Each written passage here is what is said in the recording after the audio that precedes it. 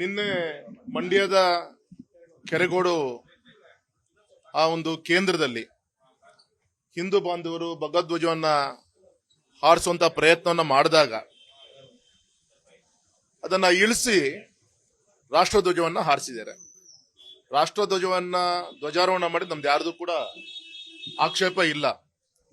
ಆದ್ರೆ ದುರುದ್ದೇಶದಿಂದ ನಮ್ಮ ಭಗವಧ್ವಜವನ್ನ ಹಾರಿಸಿದಾಗ ಅದನ್ನು ಇಳಿಸಿ ಈ ರೀತಿಯಂತ ಒಂದು ಷಡ್ಯಂತ್ರವನ್ನ ಮಾಡುವಂತ ಪ್ರಯತ್ನವನ್ನು ಇವತ್ತಿನ ಸರ್ಕಾರದ ಒಂದು ಕಪಿಮುಷ್ಟಿಯಲ್ಲಿ ಅವರ ಸಹಕಾರದಿಂದ ಈ ಒಂದು ಪ್ರಯತ್ನ ಮಾಡಿದ್ದಾರೆ. ಹಾಗಾಗಿ ಈ ರೀತಿಯಂತ ನಿಮ್ಮ ಅಧಿಕಾರದ ದರ್ಪದಿಂದ ಏನೇ ದಬ್ಬಾಳಿಕೆ ಮಾಡಿಕೊಂಡು ಹಿಂದುತ್ವವನ್ನ ಅಳಿಸ್ಬೇಕು ಅಂತೇಳಿ ನಿಮ್ಮ ಮನಸ್ಸಲ್ಲಿದ್ರೆ ಅದು ನಿಮ್ ಕನ್ಸೋದು. ಯಾವುದೇ ಕಾರಣಕ್ಕೂ ಕೂಡ ಅದು ಆಗ್ಲಿದ ವಿಚಾರ.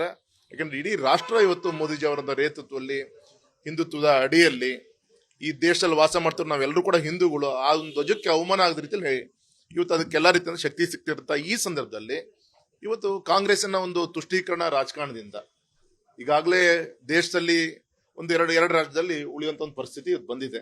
ಹೀಗೆ ಮಾಡಿದ್ರೆ ಇಡೀ ದೇಶ ಕಾಂಗ್ರೆಸ್ಸೇತರ ಒಂದು ಪಕ್ಷ ಒಂದು ನಾಶದ ದಿಕ್ಕಲ್ಲಿ ಹೋದ್ರೂ ಕೂಡ ಆಶ್ಚರ್ಯ ಪಡಬೇಕಾಗಿಲ್ಲ. ಇನ್ನಾದ್ರೂ ಕೂಡ ತಮ್ಮ ಈ ರೀತಿಯಂತ ತುಷ್ಟೀಕರಣ ರಾಜಕಾರಣವನ್ನು ಬಿಟ್ಟು ಇವತ್ತು ಎಲ್ಲಾ ಧರ್ಮದವರು ಕೂಡ ಸ್ವಾಗತ ಮಾಡ್ತಿರೋದು. ಈ ಸಂದರ್ಭದಲ್ಲಿ ಓಟಿಗೋಸ್ಕರ ಈ ರೀತಿಯಂತ ಒಂದು ಸಂದೇಶ ಕೊಡ್ಲಿಕ್ಕೆ ನೀವು ಪ್ರಯತ್ನ ಮಾಡ್ತಾ ಇದೀರಿ ಲೋಕಸಭಾ ಚುನಾವಣೆಯಲ್ಲಿ, ಅದು ಫಲಶ್ರುತಿ ಆಗಲ್ಲ ಅಂತ ನಾನು ಈ ಸಂದರ್ಭದಲ್ಲಿ ಹೇಳಲಿಕ್ಕೆ ಇಚ್ಛೆ ಪಡ್ತೇನೆ. ರಾಷ್ಟ್ರಧ್ವಜನೇ ಮುಖ್ಯ, ಪ್ರಶ್ನೆನೇ ಇಲ್ಲ. ಆದ್ರೆ ಅಲ್ಲಿ ಮೊದಲು ಆದೇಶ ಆಗಿತ್ತು. ಮೊದಲು ರಾಷ್ಟ್ರಧ್ವಜ ಅಂತ ಹೇಳಿ ಅಲ್ಲಿ ಯಾವುದು ಕೂಡ ಅಧಿಕೃತವಾದಂತ ಆದೇಶ ಆಗಿದ್ದಿಲ್ಲ. ಯಾವತ್ ಭಗವಧ್ವಜ ಆದ್ಮೇಲೆ ಈ ರೀತಿ ರಾಷ್ಟ್ರಧ್ವಜನ ಹಾರಿಸಿ ಒಂದು ಇಕ್ಕಟ್ಟೆ ಸಿರಿಸುವಂತ ಒಂದು ಬುದ್ಧಿವಂತಿಕೆಯಿಂದ ಈ ಸರ್ಕಾರ ಮಾಡುವಂತ ಪ್ರಯತ್ನ ಆಗಿದೆ. ಜನ ಬುದ್ಧಿವಂತರಿದ್ದಾರೆ. ಯಾವ ಸಂದರ್ಭದಲ್ಲಿ ಏನು ಉತ್ತರ ಕೊಡ್ತಾರೆ. ಆಗಿದೆ. ಹಿಂದೂ ಕಾರ್ಯಕರ್ತರ ಮೇಲೆ ಲಾಠಿ ಚಾರ್ಜ್ ಆಗಿದೆ. ಪಕ್ಷ ತುಂಬಾ ಗಂಭೀರವಾಗಿ ತೆಗೆದುಕೊಂಡಿದೆ. ಹಿಂದೂ ಕಾರ್ಯಕರ್ತರು ಈಗಾಗಲೇ ಪಾದಯಾತ್ರೆ ಶುರು ಮಾಡಿದ್ದಾರೆ.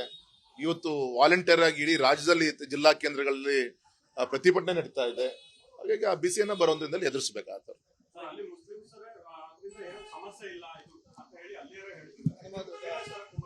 ಹಿಂದುತ್ವವನ್ನು ದೇಶದಲ್ಲಿಂತ ಎಲ್ಲಾ ಧರ್ಮಗಳು ಒಪ್ಕೊಂಡಾಗಿದೆ. ಕಾಂಗ್ರೆಸ್ ಪಾರ್ಟಿ ಒಂದು ಬಿಟ್ಟು ಚುನಾವಣೆಯನ್ನ ಕಣ್ಮುಂದಿಟ್ಕೊಂಡು ನಾನು ಆಗ್ಲೇ ಹೇಳಿದಂತೆ ಒಂದು ಮುಸ್ಲಿಂ ಅವ್ರನ್ನ ಇನ್ನೊಬ್ಬರನ್ನ ಮನವೊಲಿಸಬೇಕು ಇದ್ರ ಮುಖಾಂತರ ಅಂತ ಹೇಳಿ ಅವ್ರ ಪ್ರಯತ್ನ ಇದೆ.